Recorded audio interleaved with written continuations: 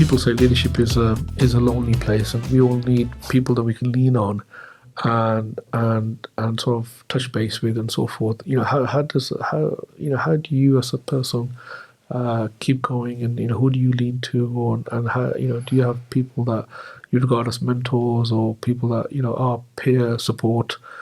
How does that work for you? I think that's really valuable, having a mentor or peer support. So I have a group, because I'm on the senior leadership program at the OU, I have a group of peers that I can run off problems with. So what we do is on a regular basis, we have action learning sets. Okay. An action learning set is quite an interesting concept, where chat and masters, where you replay a problem that you're having and ask the team or that peer group to give you their insight into how you'd fix it. Okay. So it just shares the load, gets different insights, and actually maybe gives you a pathway to fixing that people problem. Open to having these absolutely. conversations? That cohort of leaders or senior leaders are very much into that. So I would be saying to people, how big or small your organisation, action learning set it. Look that up, Google it, and then find out what that means, because you can actually do some really valuable things with that. Action learning setting. Yeah. Okay. Fantastic. So that's definitely one thing.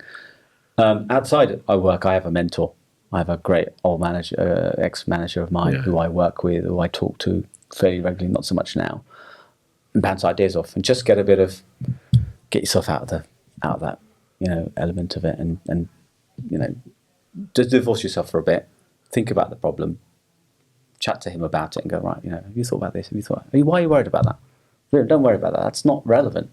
It's because you're being emotional about it rather than thinking about the problem. Gives you that perspective, doesn't it? You lose that perspective, right? Because you get very emotional about certain things. We all do.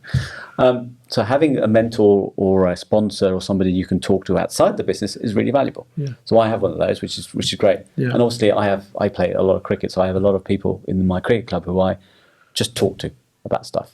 And I you anonymise it because it's simple, but you go, well, I have this problem. What do you know? What's happening?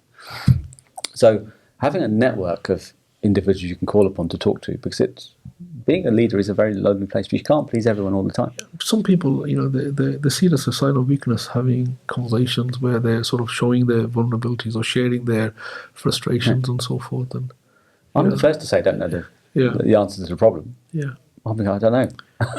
Yeah. Because they come to you as a leader to say, we can solve the problem. I'm like, actually, I don't know. Okay, how are we going to fix this? All right, let's go and figure this out together. That's really teamwork, isn't it? Yeah. And so, you shouldn't be the font of all knowledge, because you're not. And nor should you be, because otherwise you'd be a subject matter expert, right? Yeah. And that goes back to that conversation. And you shouldn't, you shouldn't know everything, or you shouldn't profess to know everything. And if you're doing that as a manager, you're doing yourself a disservice. Canny Conversation Podcast Series 5 by Safaraz Ali.